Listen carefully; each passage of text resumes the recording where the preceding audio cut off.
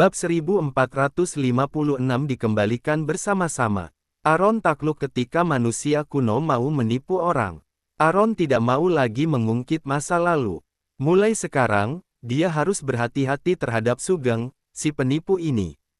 Aaron memandang Sugeng dengan sedikit kewaspadaan, sangat takut dia akan ditipu oleh penipu ini lagi kalau dia tidak berhati-hati. Sugeng, sebaliknya, menerima tatapan Aaron dengan ekspresi tenang di wajahnya, begitu tenang sehingga Aaron hampir tidak bisa menahan diri untuk mencekik lehernya. Ternyata tukang tipu sejak zaman kuno sudah ada. Menipu orang tidak menakutkan, tetapi yang menakutkan adalah menipu dengan wajah serius. Sugeng tidak langsung mengungkap Aaron, dia menoleh, menunjukkan senyuman tidak berbahaya, dan berujar, "Tuan Aaron, mengapa kamu menatapku seperti ini?" Aaron meliriknya kesal. Berpura-puralah sekuat yang kamu bisa. Aaron segera berujar dengan tenang, tidak ada apa-apa.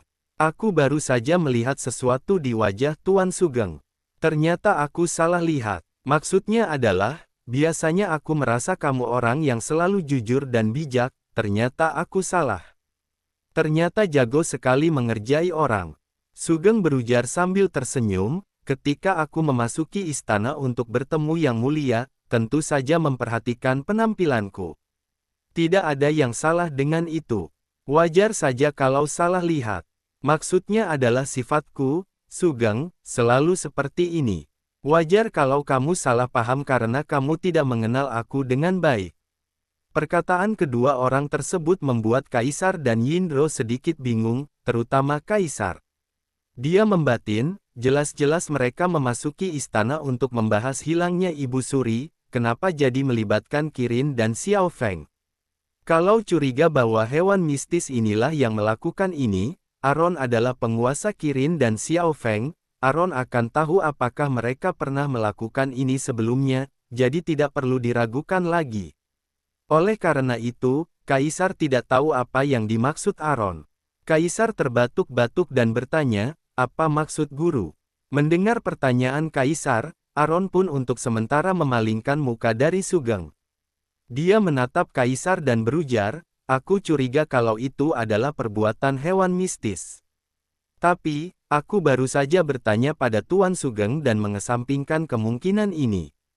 Thomas dan Fairy bahkan lebih mustahil lagi, mereka hanyalah anak-anak, dan mereka adalah anak-anak yang hanya menuruti perintah Aaron. Tanpa instruksi Aaron, tidak ada yang bisa menyuruh mereka." Terus terang, orang-orang yang disebutkan oleh segel hukuman dewa itu semuanya mustahil.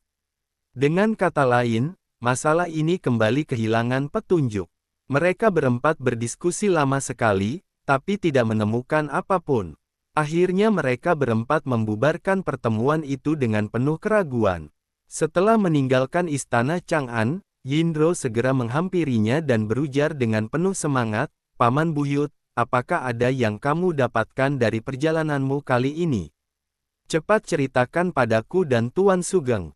Aaron menatap Sugeng dengan penuh arti, Sugeng menurunkan alisnya, seolah dia tidak mendengar apa yang mereka berdua katakan, dan sedang melihat jalan di bawah kakinya. Penipu ini benar-benar tahu cara berpura-pura.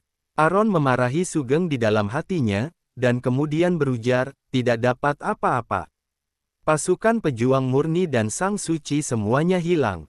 Kalimat ini menarik perhatian Sugeng.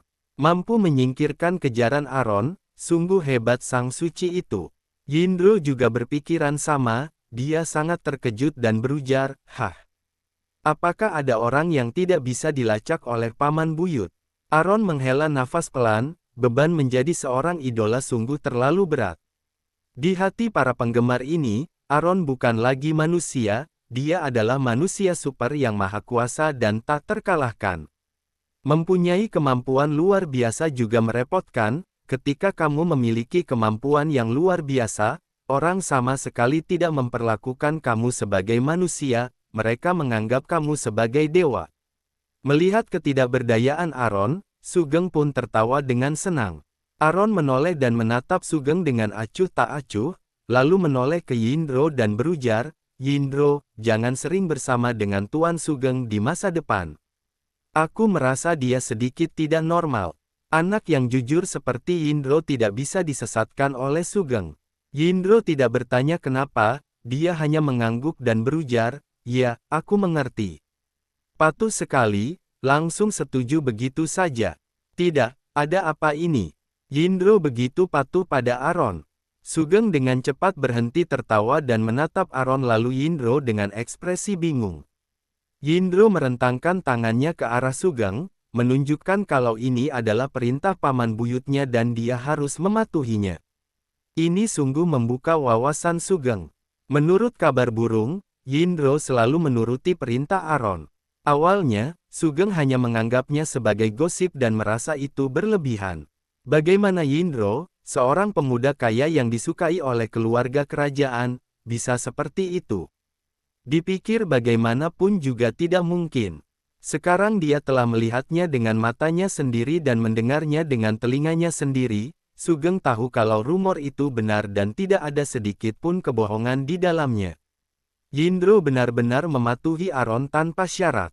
Sugeng sangat terkejut karena penguasa paviliun Kunwu, yang biasanya sinis dan sulit didekati, begitu perhatian terhadap Aron. Apakah dunia ini berubah? Melihat keterkejutan di wajah Sugeng, Aron berujar sambil tersenyum, "Tuan Sugeng, kapan Xiao Feng akan dikembalikan?" Itu tampak seperti senyuman, tetapi kenyataannya itu adalah gigi yang terkatup. Sugeng menyeringai dan berujar, "Tuan Aron, harap bersabar. Setelah aku mendidiknya, aku secara pribadi akan mengembalikannya ke rumahmu. Tidak hanya itu, dia juga akan mengirim Kirin kembali ketika waktunya tiba." Sejujurnya, kedua makhluk mitos ini sangat jago makan. Kalau dipelihara selama atau 2 tahun lagi, cepat atau lambat Sugeng akan terpaksa turun ke jalan untuk mengemis makanan. Dia tidak seperti Aron, yang punya restoran dan rumah judi dan memiliki banyak uang. Setelah mendengarkan kata-kata Sugeng, Aron mengangguk puas dan berujar, "Oke, kalau begitu maaf membuat Tuan Sugeng repot.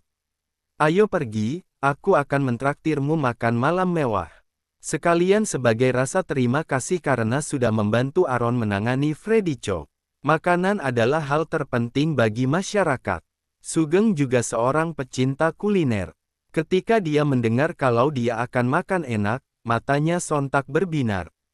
Paviliun Bisheng. Makanan di Paviliun Bisheng memang enak, Sugeng sudah memakannya beberapa kali dan tidak akan pernah melupakannya.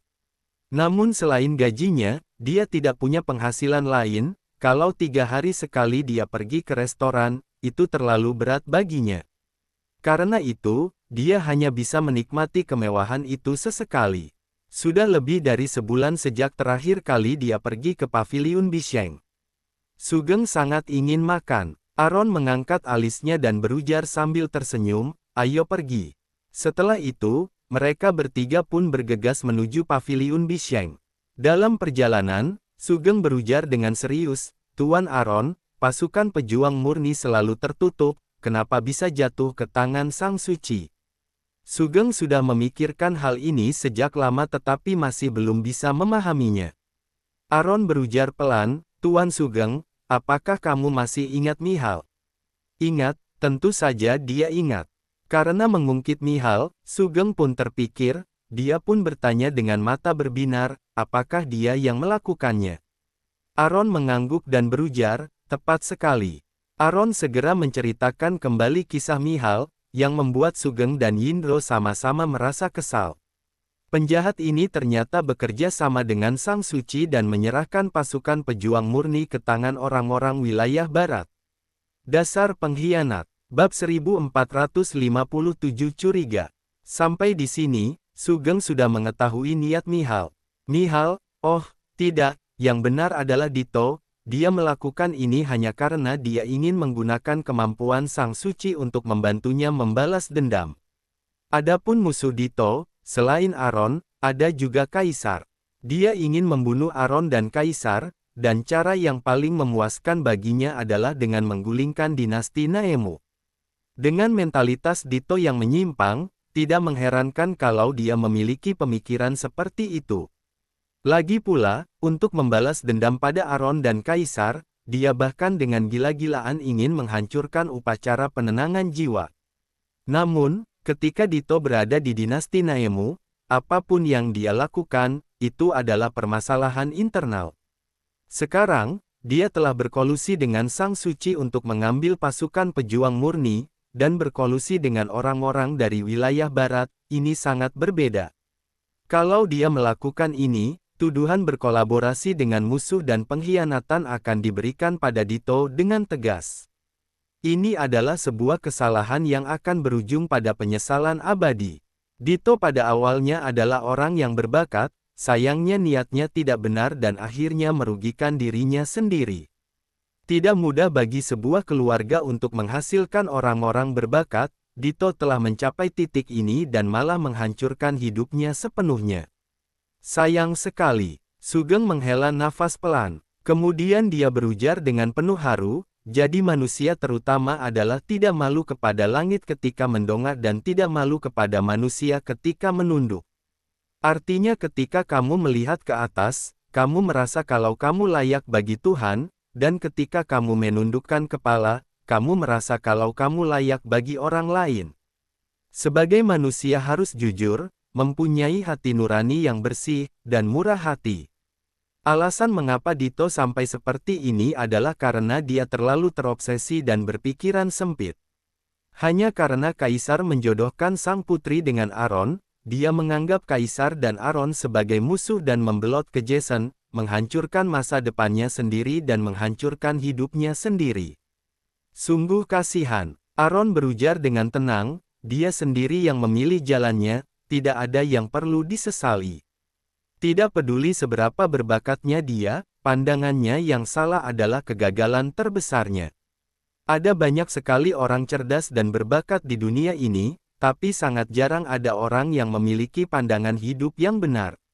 Selama berabad-abad, orang-orang yang mempunyai pandangan salah telah menjadi masalah besar bagi dunia. Hanya mereka yang memiliki pandangan benar yang dapat mengembalikan kedamaian dunia dan mendorong pembangunan nasional. Orang-orang seperti Dito hanya bisa dikatakan salah sendiri, dia memang pantas mendapatkannya. Ucapannya tanpa ampun disangkal oleh Aron. Sugeng mengelus hidungnya dan terbatuk untuk menyembunyikan rasa malu yang hampir tak terlihat di wajahnya. Apa yang dikatakan Aron memang sedikit kejam, tapi harus dia akui, itu sangat masuk akal. Ya, Dito memang pantas mendapatkannya. Mereka bertiga berjalan sembari mengobrol, dan tanpa sadar mereka pun sampai di Paviliun Bisheng. Orang-orang di Paviliun Bisheng mengenal ketiga orang ini dengan baik. Aron dan Yindro adalah bos utama mereka, dan Sugeng adalah pejabat tinggi. Begitu melihat mereka bertiga, pelayan bergegas menyambut mereka dengan antusias. Aron melambaikan tangannya dan berujar, "Sudahlah, kalian kerja saja seperti biasa." Kemudian, Aron membawa Sugeng dan Yindro ke dalam kamar VIP. Kamar ini memang disiapkan oleh Aron untuk dirinya sendiri. Namun, Aron jarang menggunakannya. Dulu ketika Yakun ada di sini, Yakun akan beristirahat di sini ketika senggang. Sekarang Yakun tidak ada di sini dan Aron juga tidak datang, jadi kamar ini selalu kosong. Betapapun besarnya bisnis Paviliun Bisheng, kamar ini tidak akan dibuka untuk umum. Ini adalah aturan yang ditetapkan oleh Aron. Kamar ini hanya dapat digunakan oleh Aron untuk menjamu orang yang ingin dijamunya. Tentu saja Yindro tahu tentang kamar ini, jadi dia terlihat tenang. Namun, begitu Sugeng memasuki kamar itu, dia merasa sedikit tidak nyaman. Ternyata ada juga tempat seperti ini di Paviliun Bisheng. Begitu memasuki kamar dan menutup pintu, kamu tidak dapat mendengar suara bising di luar. Ini adalah momen tenang yang khas di tengah kekacauan. Dalam kesan Sugeng, kedai teh dan restoran adalah tempat yang bising. Kamar pribadi Aron ini bagus juga. Aron tersenyum tipis dan berujar, "Aku mengundang Tuan Sugeng makan malam, tentu saja aku perlu mencari tempat yang lebih tenang agar Tuan Sugeng dapat menikmati makanannya." Di luar berisik dan banyak gosip. Dengan kesenangan Sugeng dalam bergosip kalau tidak ada peredam suara, dia pasti akan sibuk mendengarkan gosip. Sugeng menyeringai dan berujar, "Baiklah, Tuan Aron benar-benar perhatian. Namun, Sugeng langsung mengubah topik dan berujar, tapi, aku tetap lebih suka ramai. Lebih ramai suasana sambil mendengarkan gosip, nafsu makan akan lebih baik. Selain itu, Sugeng tidak mendengarkan semua gosip, dia tidak mau repot-repot mendengarkan gosip yang tidak berguna. Ini sangat gampang. Aron berujar, Yindro, Tuan Sugeng adalah seorang tamu. Kita harus penuhi permintaannya. Silakan buka pintunya. Yindro menurut dan melakukan apa yang diperintahkan. Dinding dan pintu kamar ini dibuat kedap suara oleh Aron. Begitu pintu dibuka, kamar ini pun tiba-tiba menjadi berisik. Sugeng tersenyum pelan dan berujar, lihat, ini jauh lebih ramai. Dari sinilah suasananya berasal. Suasana. Kata-kata Sugeng membuat Aron tercengang. Orang dahulu sangat kuno. Bukankah mereka semua menganjurkan makan tanpa bicara dan tidur tanpa bicara? Tuan Sugeng suka keramaian saat makan, ini sedikit berbeda. Merasakan tatapan Aron, dia sepertinya tahu apa yang dipikirkan Aron, dia pun tersenyum tipis dan berujar, maaf membuat malu. Aku memang tidak suka sesuatu yang formal. Tidak ada yang namanya makan tanpa bicara atau tidur tanpa berbicara bagi Sugeng. Bagaimana kita bisa menikmati makanan enak dan bersenang-senang? Dari mana semua aturan ini berasal? Selain itu, Aron telah lama melihat kalau Sugeng adalah orang yang murah hati. Bagaimanapun, dia adalah orang pertama yang sangat ramah terhadap Aron ketika Aron datang ke dinasti Naemu. Aron tersenyum setengah hati dan berujar, Tuan Sugeng, jangan berkata begitu. Kamu dapat melakukan apapun yang kamu inginkan di sini. Baguslah. Kata-kata inilah yang ditunggu Sugeng, dia mengedipkan mata pada Aron dan memberi isyarat kepada Aron untuk menyuruh Yindro pergi. Ada hal penting yang ingin dia tanyakan pada Aron. Aron menatap Sugeng dengan penuh tekad, menunjukkan bahwa kalau ada yang ingin dia katakan, katakan saja. Yindro adalah orang yang dapat dipercaya dan tidak perlu menghindarinya. Karena Aron menyatakan kepercayaannya pada Yindro, Sugeng pun langsung ke intinya. Tuan Aron, ada satu hal yang telah lama aku pikirkan, tetapi aku masih belum paham. Tolong kasih sedikit petunjuk padaku, Tuan Aron. Didengar dari nada bicaranya, intuisi Aron memberitahunya kalau masalah yang dikatakan Sugeng selanjutnya seharusnya agak besar. Aron melirik Sugeng dan berujar, silakan, Tuan Sugeng. Maksudnya adalah di depanku, kamu tidak usah berbelit-belit. Sugeng berujar, Tuan Aron, apakah segel hukuman dewa benar-benar rusak? Masalah segel hukuman dewa telah lama berakhir, dan Sugeng masih membicarakannya sekarang, yang membuktikan kalau dia masih curiga terhadap Aron. Menatap mata Sugeng yang menyelidik, Aron tersenyum tipis dan bertanya, bagaimana menurutmu, Tuan Sugeng? Sugeng berujar tanpa ragu-ragu, aku rasa tidak. Pada saat ini, Yindro, yang selama ini diam, angkat bicara, Tuan Sugeng, bukankah segel hukuman dewa sudah lama dipecahkan oleh paman buyutku? Ini adalah sesuatu yang diketahui semua orang. Kalau tidak percaya, dia masih bisa pergi ke pulau hukuman dewa untuk melihat apakah segel hukuman dewa masih ada. Setelah sekian lama, Sugeng masih bertanya pada Aron mengenai masalah ini. Apa maksudnya? Apakah dia mempertanyakan kemampuan paman buyutnya? Atau dia curiga kalau paman buyutnya berbohong? Namun bagaimanapun juga, kalau segel hukuman dewa belum dipecahkan, segel itu pasti masih berada di pulau hukuman dewa. Kalau ingin tahu yang sebenarnya, bukankah dia hanya perlu pergi ke pulau hukuman dewa untuk mencari tahu? Bab 1458 sulit dipahami. Kata-kata Sugeng membuat Yindro yang sangat setia kawan merasa tidak senang. Sia-sia saja dirinya dan paman buyutnya begitu mempercayainya, tapi dia malah meragukan paman buyutnya. Apa maksudnya? Sekarang malah bertanya begitu di sini. Menurut Yindro, sebaiknya Sugeng tidak usah ikut makan saja. Sugeng merasakan permusuhan di mata Yindro. Dia pun tersenyum tipis dan berujar, Tuan Yindro, jangan panik dulu, dengarkan dulu apa yang dikatakan paman buyutmu. Anak ini sangat prihatin dengan urusan Aron. Di masa lalu, Kaisar berulang kali menawarkan padanya untuk menjadi pejabat, tetapi dia tidak mau. Dia bilang kalau dia hanya ingin menjadi pemuda kaya dan menganggur.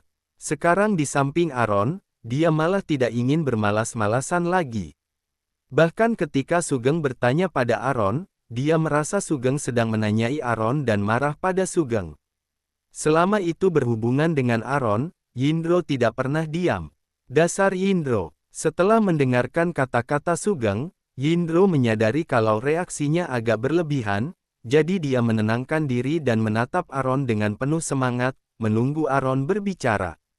Aron meminum tehnya dengan santai, lalu perlahan berujar, "Tuan Sugeng benar." Karena Sugeng curiga pada masalah ini, itu membuktikan kalau dia pasti telah menemukan sesuatu. Dan hal ini bisa saja disembunyikan untuk sementara, tapi tidak selamanya, cepat atau lambat akan ada yang mengetahuinya. Sugeng adalah orang yang dapat dipercaya, sekarang dia sudah bertanya, Aron tidak perlu menyembunyikannya juga. Meski ragu, Sugeng masih terkejut mendengar Aron mengakuinya secara pribadi. Dia memandang Aron dengan kaget dan melanjutkan, "Jadi, segel hukuman dewa ada di tubuhmu." Sejak berita kalau segel hukuman dewa sudah dipecahkan, orang-orang Kunlun telah berperang kemana-mana dan tidak mendapat tekanan dari segel hukuman dewa. Sugeng merasa kalau satu-satunya kemungkinan adalah segel hukuman dewa telah ditaklukkan. Sugeng dengan berani menebak kalau orang yang menaklukkan segel hukuman dewa adalah Aron. Bagaimanapun, setelah Aron kembali dari Pulau Hukuman Dewa, dia menjadi sangat berbeda dari sebelumnya. Ditambah dengan berbagai penampilan Aron selanjutnya, Sugeng menjadi lebih curiga. Aron bisa membodohi orang lain, tapi dia tidak bisa membodohi Sugeng. Sebagai tukang gosip yang sangat hebat, Sugeng memiliki indera penciuman yang lebih tinggi daripada orang biasa. Selama dia mendeteksi sesuatu yang salah, dia dapat memikirkan kemungkinan yang tak terhitung jumlahnya dan memilih kemungkinan yang paling mungkin di antara semua kemungkinan yang tak terhitung jumlahnya. Harus diakui kalau tebakan Sugeng sangat akurat. Aron mengangguk dan berujar, "Iya." Kaget. Sugeng terkejut. Dia memandang Aron dengan ekspresi rumit dan tidak mengucapkan sepatah kata pun untuk waktu yang lama. Yang lebih terkejut dari Sugeng adalah Yindro. "Paman Buyut, Paman Buyut, kamu." Setelah Yindro terkejut, dia menoleh untuk melihat Aron dengan cemas. Dia bahkan tidak bisa menyelesaikan perkataannya.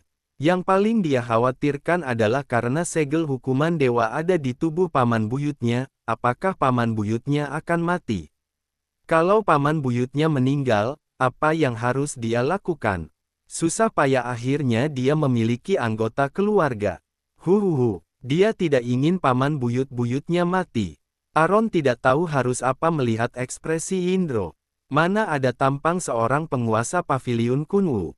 Agar tidak menakuti anak itu, Aron tersenyum dan berujar, "Jangan khawatir, Paman Buyut baik-baik saja." Yindro selalu percaya pada perkataan Aron, kalau Aron mengatakan baik-baik saja, maka itu pasti baik-baik saja. Saat itulah wajah suramnya berubah, dia pun menatap Aron dengan mata berbinar. Sebaliknya, Sugeng jauh lebih tenang. Bukan karena dia tidak peduli dengan Aron, tapi menurutnya Aron memiliki kemampuan untuk mengubah bahaya menjadi keselamatan. Lagi pula, di tempat Aron, banyak hal yang dianggap mustahil oleh dunia telah terjadi. Terlebih lagi, setelah kembali dari Pulau Hukuman Dewa, selain melihat kalau kekuatan Aron terus meningkat, tidak ada hal lain yang aneh pada Aron. Setelah memastikan kalau segel hukuman dewa memang belum dipecahkan, misteri di hati Sugeng secara bertahap terpecahkan. Sejak zaman kuno, yang kuat selalu dihormati. Leluhur pedang mengakui Aron sebagai masternya, itu hal yang masuk akal. Sebagai segel dewa berumur ribuan tahun, segel hukuman dewa lebih kuat dari leluhur pedang, dan itu hal yang normal. Alasan Sugeng berpikir demikian adalah karena sejauh yang dia tahu, leluhur pedang telah tertidur selama ribuan tahun. Dengan kata lain, tidur selama ribuan tahun berarti tidak ada kultivasi dan tidak ada kemajuan selama ribuan tahun. Sedangkan segel hukuman dewa telah ada selama ribuan tahun, dan telah menjaga pulau hukuman dewa selama ribuan tahun ini, kemampuan kultivasinya pasti akan meningkat dari hari ke hari. Apalagi leluhur pedang merupakan nenek moyang orang Kunlun dan juga lahir di Kunlun. Segel hukuman dewa berbeda, segel hukuman dewa adalah musuh orang Kunlun dan diciptakan khusus untuk menindas orang Kunlun. Oleh karena itu, Sugeng lebih memilih segel hukuman dewa. Mendengarkan suara hati Sugeng, Aron tidak bisa menahan tawa di dalam hatinya. Analisis Sugeng sangat jelas. Namun, Sugeng berpikir ke arah yang salah. Sebenarnya, wajar kalau dia salah. Lagi pula, kalau segel hukuman dewa tidak mengatakannya sendiri, Aron tidak akan pernah mengira kalau segel hukuman dewa berasal dari sekte yang sama dengan leluhur pedang. Sekarang karena sudah seperti ini, Aron sebaiknya menjelaskannya dengan baik. Dia berdeham dan melepaskan bom yang mengejutkan Sugeng dan Yindro.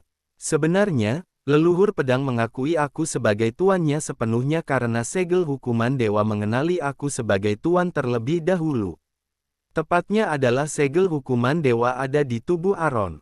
Bukankah leluhur pedang dan segel hukuman dewa adalah musuh bebuyutan?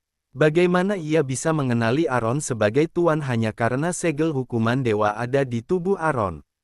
Masih masuk akal kalau mengatakan bahwa dia menghormati kekuatan Aron dan mengakui Aron sebagai tuannya, tetapi karena segel hukuman dewa, dia mengenali Aron sebagai tuannya, ini malah membuat keduanya bingung. Aron tersenyum dan berujar, segala sesuatunya memang tidak terduga. Kemudian, Aron menjelaskan secara detail hubungan antara segel hukuman dewa dan leluhur pedang serta alasan mengapa segel hukuman dewa dijaga di pulau hukuman dewa. Tentu saja, dia juga harus memberi tahu mereka tentang gerbang miksi dan benih api. Setelah mendengarkan cerita yang diceritakan oleh Aron, mereka berdua tertegun lama. Apa yang dikatakan Aron menumbangkan semua pemahaman mereka. Mereka tidak pernah menyangka kalau tujuan awal dari segel hukuman dewa untuk menindas orang Kunlun adalah untuk melindungi orang Kunlun. Ternyata benih api adalah musuh alami sebenarnya dari orang-orang Kunlun dan orang-orang dinasti Naemu. Meskipun masyarakat dinasti Naemu adalah cabang dari masyarakat Kunlun, darah keturunan Kunlun masyarakat dinasti Naemu telah sangat encer. Benih api benar-benar beracun. Hanya dengan koneksi sekecil itu, benih api masih tidak mau melepaskan orang dinasti Naemu. Saat Sugeng memikirkan tentang kebakaran di kota Amura waktu itu, dia masih merasa takut. Untungnya, ribuan tahun yang lalu, tidak ada orang dinasti Naemu. Kalau tidak, masyarakat dinasti Naemu juga akan dimasukkan dalam sistem perlindungan segel hukuman dewa dan ditekan oleh segel hukuman dewa. Kalau dipikirkan lagi sekarang, Aron sudah melakukan banyak hal besar untuk dinasti Naemu dan Kunlun. Dunia ini sungguh ajaib. Ketika dia berada di wilayah barat, Sugeng pernah mendengar tentang gerbang miksi. Gerbang miksi memiliki reputasi yang sangat baik di wilayah barat dan merupakan keberadaan yang mendukung kebenaran. Dia tidak pernah membayangkan kalau sisi gelap gerbang miksi begitu keterlaluan. Orang-orang Kunlun paling membenci segel hukuman dewa, tetapi ternyata itu telah secara diam-diam melindungi orang-orang Kunlun selama ribuan tahun. Segalanya tidak dapat diprediksi. Kisah-kisah ini sungguh berdampak besar bagi mereka berdua. Sugeng sering mengamati hal seperti ini selama belasan tahun, ini pertama kalinya dia tercengang. Sampai tidak bisa memahaminya untuk sesaat. Bab 1459 semuanya aneh. Mendengarkan cerita Aron, Sugeng bahkan lupa tujuan dia datang ke paviliun Bisheng.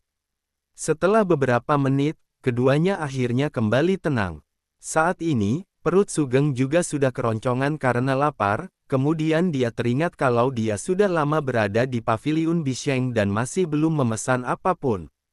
Sebenarnya, ketika mereka memasuki paviliun Bisheng, Yindro sudah memerintahkan dapur untuk menyiapkan hidangan yang lebih populer di paviliun Bisheng.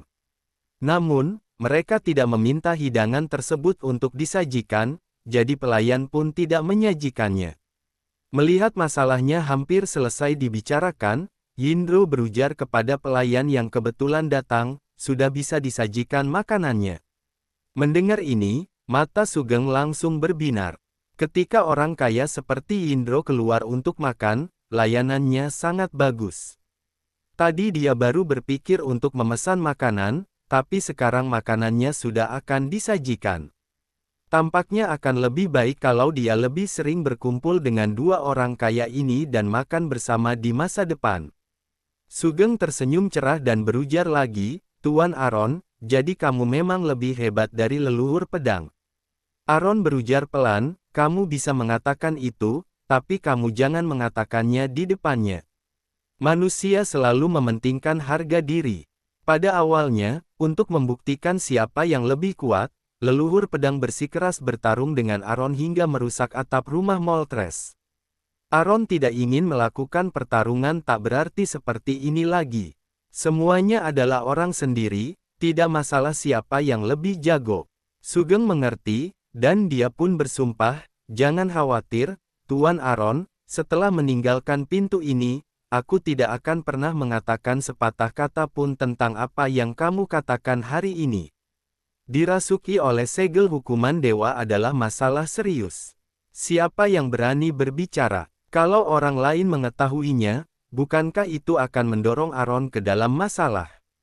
Orang yang awalnya ingin menyingkirkan Aron pasti akan menggunakan kesempatan ini untuk membuat keributan besar dan memaksa Aron menemui jalan buntu. Selain itu, bahkan Kaisar pun tidak mengetahui hal ini. Ini adalah kejahatan menipu Kaisar. Sugeng tidak akan memberitahu siapapun tentang hal ini bahkan setelah dia mati. Dinasti Naemu masih harus bergantung pada Aron untuk kedepannya, dinasti Naemu membutuhkan Aron. Setelah mendengar ini, Yindro mengangguk berulang kali untuk mengungkapkan tekadnya, jangan khawatir, Paman Buyut, aku juga tidak akan pernah mengucapkan sepatah kata pun. Setelah mengatakan itu, Yindro pun mengangkat tangannya dan bersumpah dengan sungguh-sungguh, aku, Yindro, bersumpah di sini kalau aku tidak akan pernah mengungkapkan sepatah kata pun tentang apa yang terjadi hari ini. Kalau aku melanggar sumpah ini, aku akan disambar petir. Gerakannya begitu cepat sehingga Aron tidak punya waktu untuk menghentikannya, dan sumpah Yindro sudah terucap. Melihat ini, Sugeng pun mengangkat tangannya, ingin meniru sumpah Yindro. Aron segera berhenti dan berujar, sudahlah, tidak perlu bersumpah. Kalau aku tidak bisa mempercayai kalian, aku tidak akan menceritakannya sebanyak ini. Kesetiaan Yindro kepada Aron sangat besar dan Aron mengetahuinya. Apalagi Sugeng. Meskipun Aron tidak begitu dekat dengannya, Sugeng banyak membantu Aron baik itu disengaja maupun tidak. Saat Aron berada di masa tersulitnya, sudah sangat baik tidak menambah penderitaannya, terlebih lagi Sugeng adalah orang pertama yang sangat ramah kepada Aron. Aron selalu mengingat semua ini. Saat itu, para pelayan masuk satu demi satu dan mulai menyajikan makanan. Mereka bertiga terdiam, mata mereka langsung terfokus pada masakan yang harum. Sejujurnya, Aron sudah lama tidak makan di paviliun Bisheng. Begitu mencium aroma ini, segel hukuman dewa bahkan lebih bersemangat daripada Aron. Aron, cepat makan. Apa lagi yang kamu lihat? Dasar tukang makan. Sugeng, sebaliknya, melihat makanan itu dengan mata berbinar, begitu rakus hingga air liurnya hampir menetes. Meja itu penuh dengan hidangan, tidak ada satupun hidangan yang sama, semuanya terlihat enak, sungguh menggoda. Tuan Aron, aku akan makan. Setelah mengatakan itu, dia mengambil sumpit dan mulai mengambil makanan dan langsung memasukkannya ke dalam mulutnya. Setelah satu gigitan, Sugeng memujinya tanpa henti, wah, enak sekali. Entah kenapa, menurutnya rasanya jauh lebih enak daripada makan sendirian. Aron tersenyum dan mulai makan. Awalnya, Yindro meminta dapur menyiapkan satu meja penuh hidangan hanya untuk mengungkapkan rasa hormatnya kepada Sugeng. Dia merasa sudah bagus ketiganya bisa makan sebanyak sepertiga dari hidangan ini. Tak disangka, pada akhirnya semua hidangan yang ada di meja ludes. Terutama karena sebagian besar makanan masuk ke perut Aron, nafsu makan gabungan Yindro dan Sugeng bahkan kurang dari seperempat nafsu makan Aaron. Tidak hanya itu, setelah memakan semua makanannya, Aaron masih tampak merasa puas. Mengapa mereka tidak tahu kalau Aaron sangat kuat makan sebelumnya? Keduanya memandang Aaron dengan ragu. Aaron mengerti maksud mereka, dia pun menjelaskan, segel hukuman dewa yang mau makan. Sekarang wajah mereka terlihat penuh pengertian. Yindro berujar dengan penuh perhatian, Paman Buyut, apakah perlu tambah lagi? Dia tidak boleh membiarkan Paman Buyutnya kelaparan. Aaron menggelengkan kepalanya. Tidak perlu, aku sudah kenyang. Tidak kenyang pun tidak boleh makan lagi, karena akan menimbulkan kecurigaan. Keduanya mengangguk diam-diam untuk mengungkapkan pemahaman mereka. Ya ampun, Aaron begitu kuat makan, untung saja Aaron punya banyak uang, kalau tidak cepat atau lambat dia akan jatuh miskin. Sugeng tiba-tiba merasa kalau membesarkan Aaron akan menghabiskan lebih banyak uang daripada membesarkan Xiao Feng dan Kirin. Segala sesuatu yang keluar dari Kunlun memang aneh. Memikirkan hal ini, Sugeng tiba-tiba teringat pada leluhur pedang. Dia pun bertanya dengan rasa ingin tahu, Tuan Aaron, apakah leluhur pedang juga begitu kuat makan? Aaron memahami arti di balik kata-kata Sugeng. Leluhur pedang dan segel hukuman dewa berasal dari sekte yang sama, jadi makanan dan hal lainnya seharusnya sama, bukan? Ternyata dalam hal ini sangat berbeda, nafsu makan leluhur pedang sama dengan orang normal. Mereka berasal dari tempat yang sama, mengapa mereka begitu berbeda?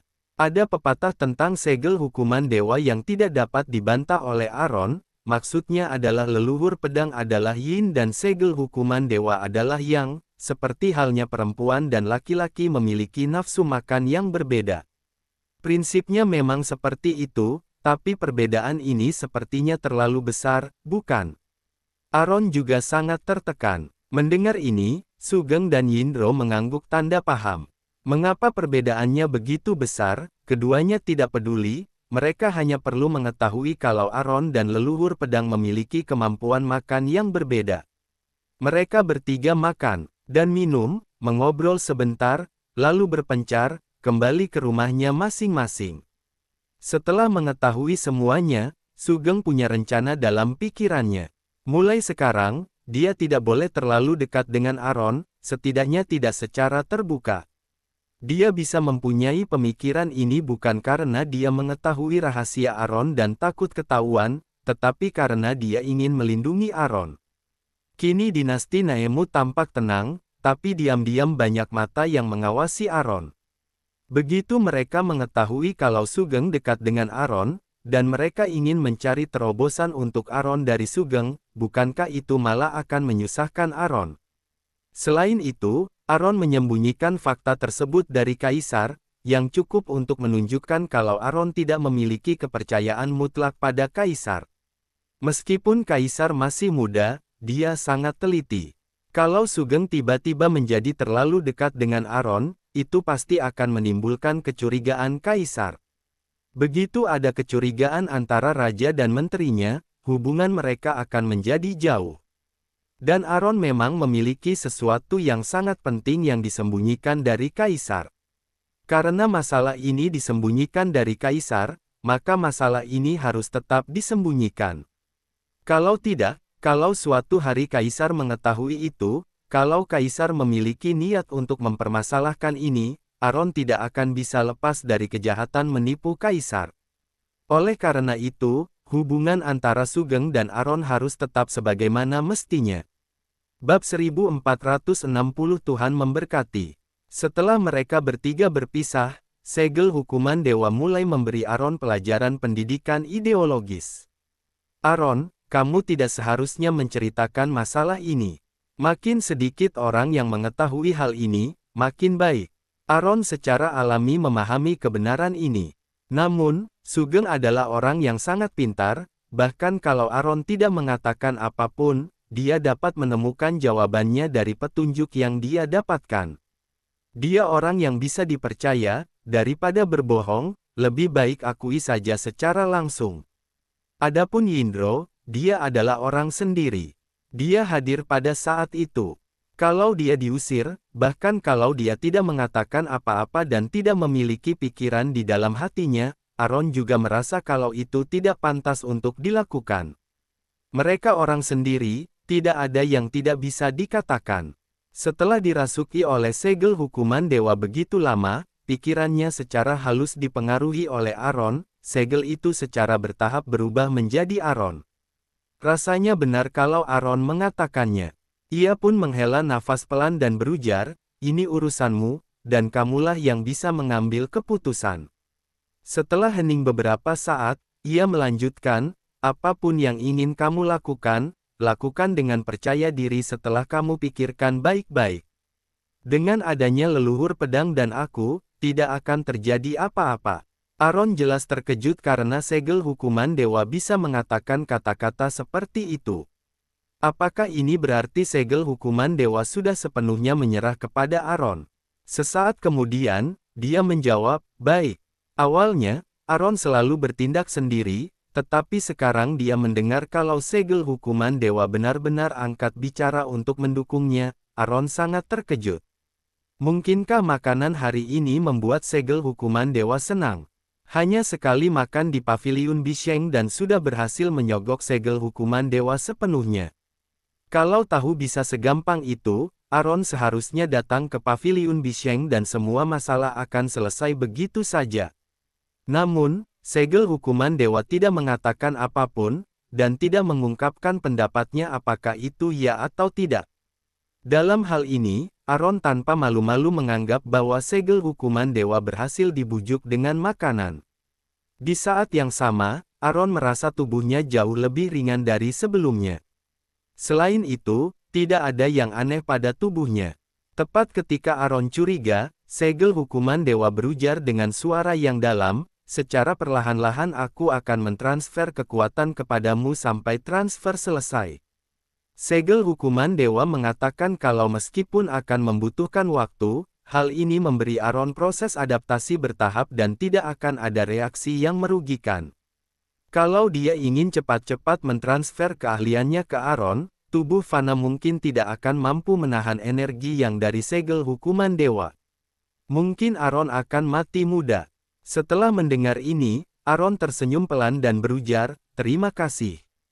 Kemudian, Aaron mengubah topik dan berujar, kamu sudah lama merasuki tubuhku, kenapa kamu baru mulai mengajariku keahlianmu sekarang? Segel hukuman dewa menghela nafas. Itu semua juga karena kamu bodoh.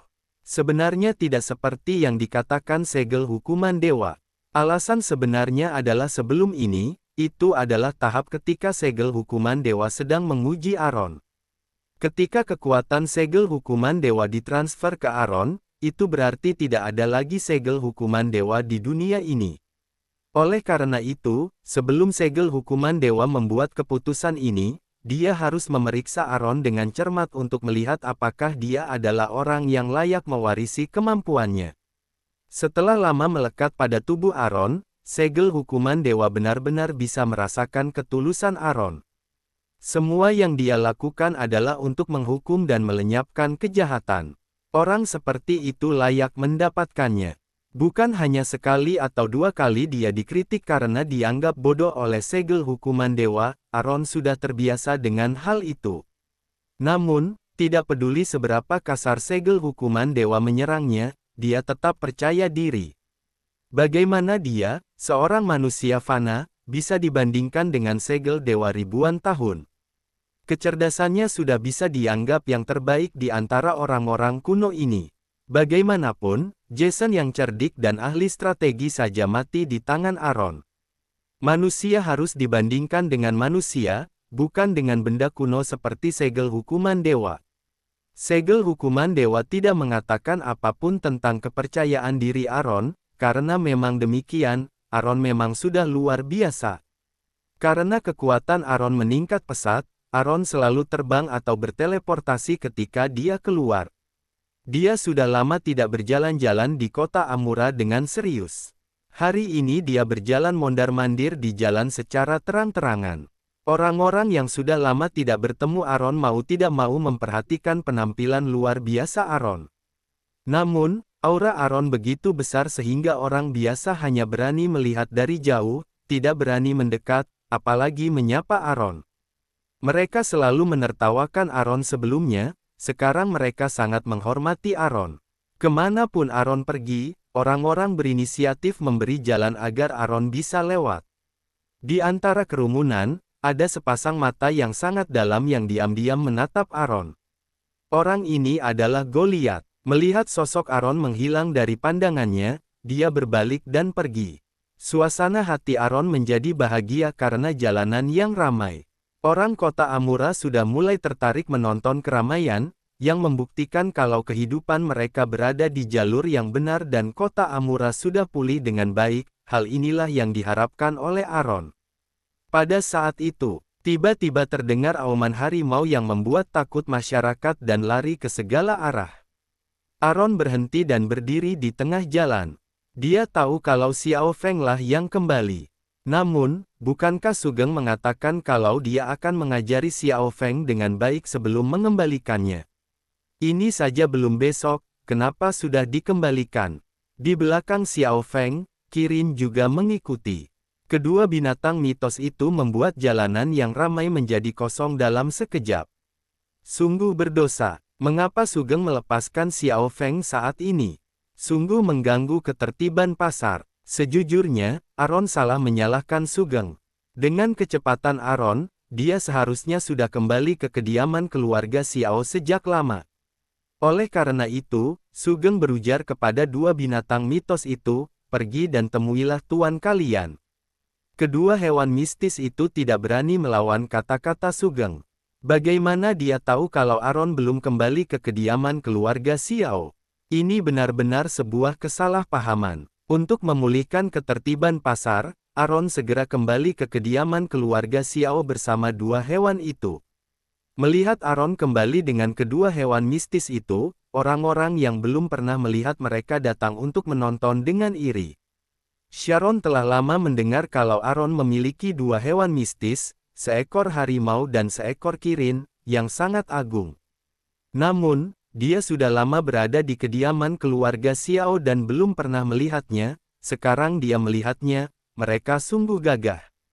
Bahkan binatang mitos pun menyerah padanya. Aaron benar-benar membuat bangga orang Lamusa. Diawasi oleh begitu banyak orang seperti monyet, kedua hewan itu jelas merasa tidak senang. Mereka memandang orang-orang di depan mereka yang belum pernah melihat dunia dengan ekspresi dingin. Mereka hanya dua binatang mitos, apa yang perlu diperhatikan? Terutama Xiao Feng, dia memiliki temperamen yang buruk, dan wajahnya dengan jelas mengatakan, aku tidak senang. Namun, Aaron ada di sini, dia tidak berani sembarangan. Siapa suruh ia salah? Ia melirik Aaron dengan perasaan bersalah, lalu menundukkan kepalanya, berdoa dalam hatinya agar Aaron tidak membuat perhitungan dengannya. Meskipun Aaron adalah manusia fana, Xiao Feng juga tahu emosinya. Begitu Aaron marah, dia tidak akan peduli apapun. Tidak peduli apakah kamu binatang mitos atau makhluk abadi, kamu harus dihajarnya dulu. Pada awalnya pena emas Qian Kun juga tidak takluk pada Aaron, pada akhirnya dia tetap harus takluk. Itu semua karena Aaron adalah orang yang keras kepala dan memiliki temperamen yang buruk. Xiao Feng tiba-tiba menghilang dalam perjalanan untuk melacak istri tercinta Aaron. Ia telah menghilang selama beberapa bulan dan tidak peduli pada panggilan Aaron. Yang terpenting adalah Sugeng juga mengkhianatinya. Kali ini, Xiao Feng hanya bisa menaruh harapannya agar Tuhan memberkatinya dan Aaron tidak akan membuat perhitungan dengannya. Bersambung ke bab 1461. Terima kasih.